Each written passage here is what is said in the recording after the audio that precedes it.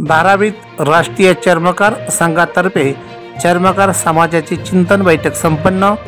धारावी राष्ट्रीय चर्मकार संघाच्या वतीने धारावीतील मनोहर जोशी महाविद्यालय या ठिकाणी चर्मकार समाजाची चिंतन बैठक आयोजित करण्यात आली होती।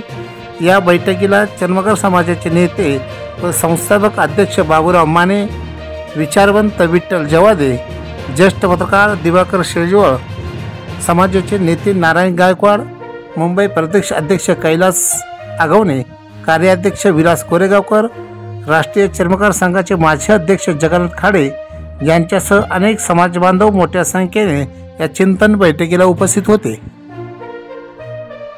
आज आपण आलो आहोत माजी आमदार बाबूराव माने यांना भेटायला आणि आज इथे चर्मकार समाजाचं चिंतन शिबिर आयोजित केलेलं आहे आणि अनेक असे मान्यवर इथे आलेले आहेत की त्यांनी आपलं समाजाविषयी जे अन्याय अत्याचार होतात त्याविषयी आपले मनोगत इथं व्यक्त केलेलं आहे आणि अजून मीटिंग चालू आहे। चिंतन शिबिर सुरू आहे आणि चिंतन अजून त्यावरती चालूच आहे। तर आपण जाणून घेऊया की मीटिंगचा हेतू काय आहे, समाजाबद्दल जी जागरूकता जी आता आपण करत आहात ते काय कसं आहे ते।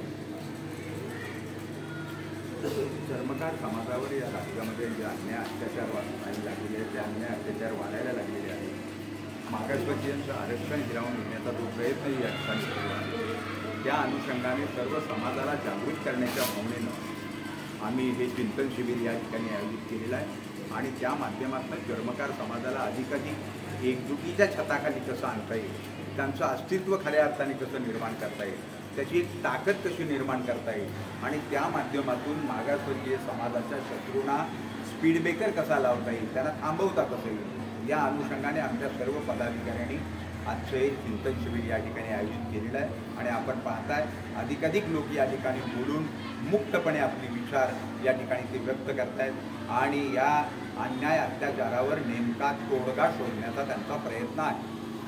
चिंतन शिबिरामध्ये बरेचसे मुद्दे आले की आपल्याला आरक्षण आहे पण संरक्षण नाही। आज मुंबईसारख्या ठिकाणी पण काही ठिकाणी दलितांवरती अन्याय अत्याचार होतात आणि गावकुस खेड्यामध्ये तर ते आपल्याला रोजच पाहायला मिळतं। मग अशी जसं ॲडव्होकेट सरांनी सांगितलं, मग त्याविषयी आपलं काय आहे, म्हणजे उपाययोजना काय काय?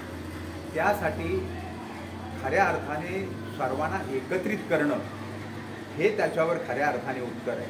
आम्ही सगळे एकत्रित झालो तर आमच्या समाजाची प्रचंड मोठी ताकद निर्माण होईल आणि त्या ताकदीच्या बळावर आपल्याला अन्याय अत्याचार करणाऱ्यांना टक्कर मारता येईल। या अनुषंगाने आम्ही हा प्रयत्न या ठिकाणी करतो। राष्ट्रीय चर्मकार संघाच्या वतीने वेगवेगळ्या स्तरांवर अशा पद्धतीची बैठका घेऊन लोकांना हे समजून सांगणं की कशा पद्धतीने प्रायव्हेटायझेशनच्या माध्यमातून या ठिकाणी वेगळ्या पद्धतीने आरक्षणावर घात करण्याचा प्रयत्न काही लोकांनी केलेला आहे आणि त्याचा डाव काही लोकांनी रचलेला आहे आणि तो कुठेतरी यशस्वी होताना सुद्धा दिसतो।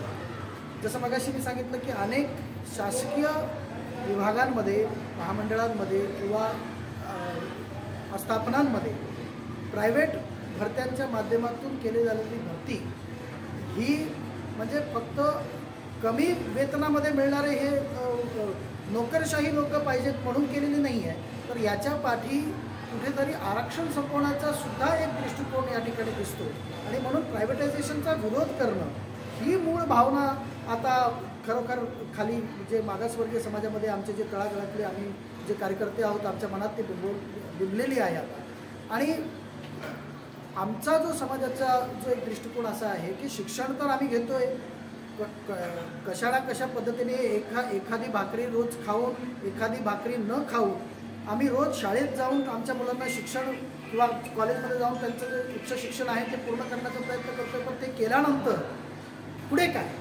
शासकीय नोकरीच जर उपलब्ध नसणार आहे किंवा एखादा बिझनेस करायचं म्हटलं तर एखादी योजनाचा फायदा, कारण तो आर्थिकरित्या एवढा सबळ किंवा मजबूत नसतो आणि त्यामुळे शासनाचा रोल त्या ठिकाणी फार महत्त्वाचा असतो। त्यांनी त्या ठिकाणी मदत करायची असते। फक्त योजना पण दाखवल्या, पण त्या योजनांवर अशा पद्धतीच्या अटी घातल्या गेल्या की ज्याचा फायदा खालच्या तबक्यातल्या लोकांना होणारच नसेल तर मग कसं काय आपण हे करणार। आज तुम्ही बघा ना, महानगरपालिकेच्या नर्सेसचे 4 महिन्याचे पगार दिलेले नाही, परंतु सरकार दुसऱ्या पद्धतीने योजना राबवून लोकांना एक प्रकारे पैसा वाटण्याचा प्रयत्न करतं, पण पगार मात्र महानगरपालिकेच्या जे नर्सेस आहेत त्यांना मिळाले नाही। मग नेमकी आपण सरकारचा रोल काय हे सरकार कुठेतरी विसरतंय का? सरकारी पैसा हे फक्त मतदारांना आकर्षित करण्यासाठी वापरला जातोय का, पुन्हा सरकार आणण्याकरिता, आणि पुन्हा सरकार आणल्यानंतर मग परत आपल्या पद्धतीने ती सत्तेतून पैसा आणि पैशातून सत्ता हा खेळ खेळला जातोय का, अशा पद्धतीचा एक प्रश्न जो आहे तो निर्माण होतो. आता आपण ह्या चिंतन शिबिरामधून जाणून घेतलेलं आहे सरांकडून की त्यांनी सांगितलेलं आहे की एक वेळेस आम्ही पोटाला चिमटा काढून शिक्षण घेतो, परंतु शिक्षण घेतल्यानंतरनं आरक्षणच जर रद्द होणार असेल आणि आमचे तरुण वर्ग असाच वाऱ्यावरती फिरत राहणार असेल नोकरीच्या शोधामध्ये, तर त्या गोष्टी आम्ही होऊन देणार नाही. गाव पूस खेड्यामध्ये जाऊन मुंबईसारख्या शहरी विभागामध्ये जाऊन संघटना कशी मजबूत होईल आणि चर्मकार संवाद एका छत्राखाली कसा येईल यावर चिंतन शिबिर इथे भरवण्यात आलेलं आहे आणि ते यशस्वी होताना दिसत आहे. मोठ्या प्रमाणामध्ये कार्यकर्ते इथे उपस्थित आहेत. धगधगती मुंबई प्रतिनिधी महेश कवडे.